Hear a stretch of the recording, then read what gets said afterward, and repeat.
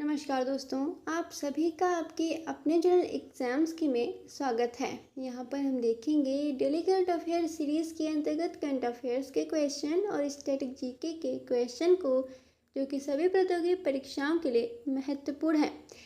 अगर आप इस चैनल पर नए हैं तो चैनल को सब्सक्राइब कर बेल आइकन को प्रेस कर लें, जिससे आने वाली वीडियोज़ की जानकारी आप तक पहुँच सके। सितंबर मंथ के करंट अफेयर्स की ई बुक आपके एप्लीकेशन पर अपलोड कर दी गई है। आप वहां से जाकर डाउनलोड कर सकते हैं। सबसे पहले हम करेंगे क्विक रिवीजन। पहला क्वेश्चन है, कीर स्टारमर किस देश के प्रधानमंत्री हैं? इसका आंसर था ब्रिटेन। अगला क्वेश्चन है, पाक खाड़ी में पहले डुगोंग रिजर्व को वैश्विक मान्यता किस देश को मिली? इसका आंसर था भारत। अगला क्वेश्चन है, भारत में रोजगार 2023-24 में कितना करोड़ हुआ? इसका आंसर था 64.33 करोड़। अगला क्वेश्चन है, आपकी पूंजी आपका अधिकार अभियान कहाँ लॉन्च हुआ? इसका आंसर था गांधीनगर। अगला क्वेश्चन है, 69वां धम्मचक्र प्रवर्तन दिवस समारोह कहाँ हुआ? इसका आंसर था नागपुर। अगला क्वेश्चन है, स्टार्टअप्स के मामले में भारत का विश्व में कौन सा स्थान है? इसका आंसर था तीसरा। अगला क्वेश्चन है, नेटपॉलिटिक्स के 10वें संस्करण का आयोजन किसने किया? इसका आंसर था भारतीय तटरक्षक बल। अगला क्वेश्चन है, अस्थायी श्रमिकों का औसत दैनिक वेतन कितना हो गया है? इसका आंसर था 433 रुपये। अगला क्वेश्चन है, ग्रैंड मास्टर पी इनियान किस राज्य से हैं? इसका आंसर था तमिलनाडु। अगला क्वेश्चन है, 11वां विश्व हरित अर्थव्यवस्था शिखर सम्मेलन कहाँ हुआ? इसका आंसर था दुबई। अगला क्वेश्चन है, विवादास्पद अल्जाइमर दवा को किस देश ने मंजूरी दी? इसका आंसर था ऑस्ट्रेलिया। अगला क्वेश्चन है, इरेडा की 45 किलोवाट सौर परियोजना का उद्घाटन कहाँ हुआ? इसका आंसर था गोवा। अगला क्वेश्चन है, भारत और किस देश के बीच सीधी उड़ानें शुरू होंगी? इसका आंसर था चीन। अगला क्वेश्चन है, आरबीआई ने कितने सदस्यीय भुगतान विनियामक बोर्ड बनाया है? इसका आंसर था 6 सदस्य। अगला क्वेश्चन है, महिला श्रम बल भागीदारी दर 2023-24 में कितनी हुई है? इसका आंसर था 41.7%। बिना देरी के स्टार्ट करते हैं आज के करंट अफेयर्स के क्वेश्चन और क्वेश्चन से संबंधित इम्पोर्टेंट पॉइंट्स को। पहला क्वेश्चन है, पीएम ने दिल्ली से युवाओं को स्किलिंग से जुड़ी पहलें लगभग कितनी राशि की लॉन्च की है? इसका सही आंसर है सी, 62,000 करोड़। इम्पॉर्टेंट पॉइंट्स है, प्रधानमंत्री कौशल विकास योजना किस मंत्रालय के अंतर्गत चलती है? कौशल विकास और उद्यमिता मंत्रालय। कौशल भारत मिशन 2015 में शुरू हुआ था। प्रधानमंत्री नेशनल अप्रेंटिसशिप प्रमोशन योजना का उद्देश्य युवाओं को प्रशिक्षण व रोजगार देना है। स्किल इंडिया मिशन का लक्ष्य 2025 तक पूरा करना है। स्किल इंडिया का नारा कौशल सीखें आगे बढ़े हैं। दूसरा क्वेश्चन है, नई PM Setu skilling and employability योजना में निर्धारित निवेश कितना है? इसका सही आंसर है बी, 60,000 करोड़। इम्पॉर्टेंट पॉइंट्स है, पीएम सेतु का पूरा नाम prime minister skilling and employability through upgradation है। योजना का मुख्य उद्देश्य रोजगार योग्य कौशल विकसित करना है। इस योजना में निवेश निर्धारित 60,000 करोड़ का है। योजना कौशल विकास मंत्रालय द्वारा लागू की जाएंगी। यह योजना 15 से 29 आयु वर्ग के युवाओं पर केंद्रित हैं। तीसरा क्वेश्चन है, छोटी बचत योजनाओं की ब्याज दरें तिमाही अक्टूबर 2025 में क्या रही?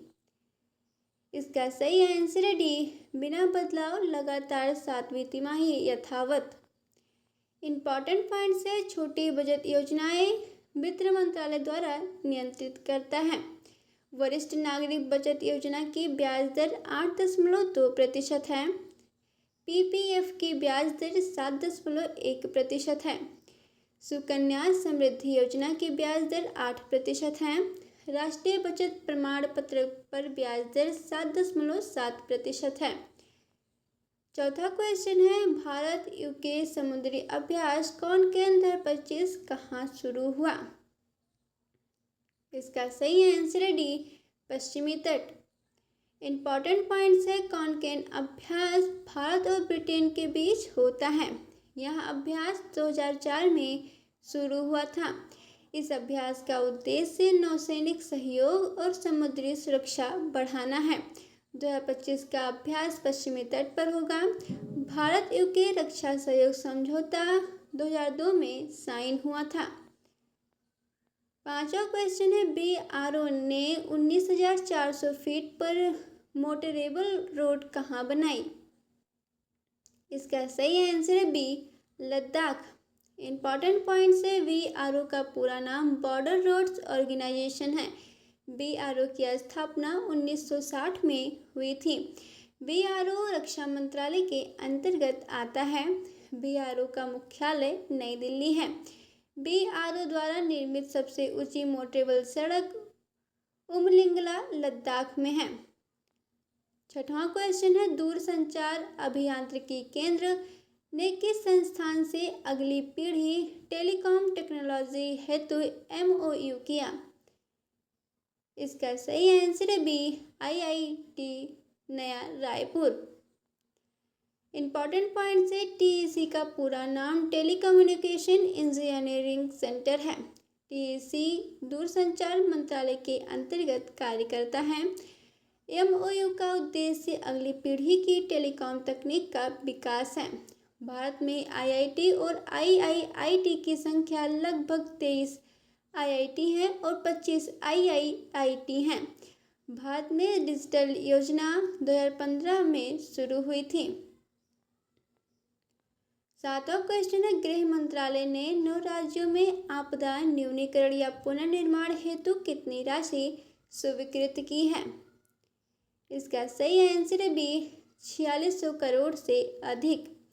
इम्पॉर्टेंट पॉइंट्स है, भारत में राष्ट्रीय आपदा प्रबंधन प्राधिकरण NDMA 2005 में स्थापित हुआ था।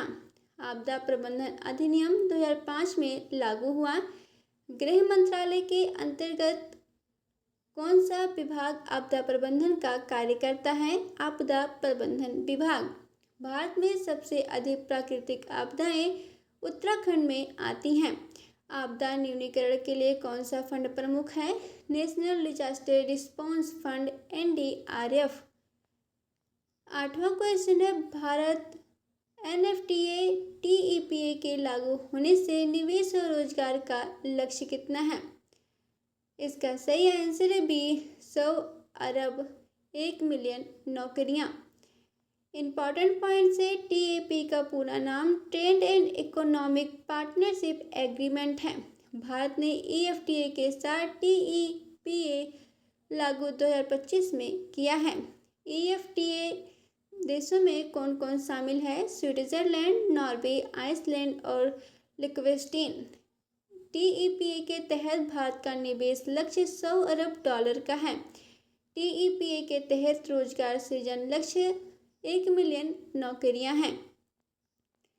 नवा क्वेश्चन है, आपकी पूंजी आपका अधिकार अभियान का राष्ट्रीय शुभारंभ किस राज्य से हुआ? इसका सही आंसर है बी, गुजरात। इम्पॉर्टेंट पॉइंट्स है, अभियान का मुख्य उद्देश्य लोगों को वित्तीय साक्षरता और बचत की जानकारी देना है। यह अभियान वित्त मंत्रालय द्वारा शुरू की गई है। गुजरात में इस अभियान का राष्ट्रीय शुभारंभ 2025 में हुआ है। आपकी पूंजी आपका अधिकार अभियान बैंकिंग और विनिवेश क्षेत्र के लिए है। यह अभियान आम नागरिक और निवेशक को लाभ पहुंचाता है। 10वां क्वेश्चन है, ICGS अक्षर का कमीशन कहाँ हुआ? इसका सही आंसर है डी, कराईकल पुदुचेरी में। इम्पॉर्टेंट पॉइंट्स है, ICGS का पूरा नाम इंडियन कोस्ट गार्ड शिप है। भारतीय तटरक्षक सेवा की स्थापना 1978 में हुई थी। ICGS अक्षर बहुउद्देशीय समुद्री जहाज है। कराईकल पुदुचेरी में इसका कमीशन 2025 में हुआ। भारतीय तटरक्षक का मुख्य उद्देश्य समुद्री सुरक्षा और तटरक्षक अभियान है। 11वां क्वेश्चन है 2025 का नोबेल फिजियोलॉजी या मेडिसिन पुरस्कार किन्हें मिला? इसका सही आंसर है सी, सिमोन सकागुची, मेरी इब्रुंको और फ्रेंड रैम्सडेल को। इम्पॉर्टेंट पॉइंट्स हैं, नोबेल पुरस्कार की स्थापना अल्फ्रेड नोबेल ने की थी। नोबेल फिजियोलॉजी मेडिसिन पुरस्कार 1901 से दिया जा रहा है। 2025 का पुरस्कार फिजियोलॉजी मेडिसिन में सिमोन सकागुची में मिला है। सिमोन सकागुची जापान देश के हैं। मेरी इब्रुंको और फ्रेंड रैम्सडेल इम्यूनोलॉजी क्षेत्र में योगदान के लिए सम्मानित हुए हैं। 12वां क्वेश्चन है यूएन की किस शांति मिशन इकाई ने भारतीय शांति रक्षकों को सम्मानित किया है? इसका सही आंसर है डी, यूनिएसएफ। इम्पॉर्टेंट पॉइंट्स है, यूनिएसएफ का पूरा नाम United Nation interim security force for ABE है। यह मिशन किस क्षेत्र में कार्य करता है? सूडान या ABE क्षेत्र में। भारत ने यूएन मिशन में कब पहली बार हिस्सा लिया? 1960 में। भारतीय शांति रक्षक किस उद्देश्य से भेजे जाते हैं? शांति स्थापना और सुरक्षा के लिए। यूनिएसएफ के तहत कितने भारतीय सैनिक तैनात हैं? लगभग 1000 से ज़्यादा। 13वां क्वेश्चन है ISSF जूनियर वर्ल्ड कप 2025 में भारत ने कितने स्वर्ण जीते हैं? इसका सही आंसर है डी, 8। इम्पॉर्टेंट पॉइंट्स है, ISSF का पूरा नाम इंटरनेशनल शूटिंग स्पोर्ट फेडरेशन है। जूनियर वर्ल्ड कप में कितने देशों ने हिस्सा लिया? लगभग 50 से अधिक देशों ने। ISSF जूनियर वर्ल्ड कप किस खेल के लिए होता है? शूटिंग के लिए। भारत ने इस प्रतियोगिता में कितने स्वर्ण पदक जीते हैं? 8। ISSF का मुख्यालय म्यूनिख जर्मनी में है। 14वां क्वेश्चन है दिल्ली में 2025 का कौन सा पैरा खेल आयोजन हो रहा है? इसका सही आंसर है सी, 12वीं world para athletic championship. Important points है, पैरा एथलेटिक्स चैंपियनशिप कितनी बार आयोजित हो चुकी हैं? 12वीं बार। पैरा एथलेटिक्स किस अंतर्राष्ट्रीय फेडरेशन द्वारा नियंत्रित है? World para athletics. यह आयोजन नई दिल्ली में हो रहा है। इनमें सभी योग्य आयु वर्ग के खिलाड़ी भाग लेते हैं। भारत ने इस योजना में 20 से अधिक पदक जीतने का लक्ष्य रखा है। आज का प्रश्न है विश्व शिक्षक दिवस कब मनाया जाता है? इसका आंसर आपको कमेंट बॉक्स में देना है। इम्पॉर्टेंट पॉइंट्स है, विश्व शिक्षक दिवस 1994 से मनाया जा रहा है।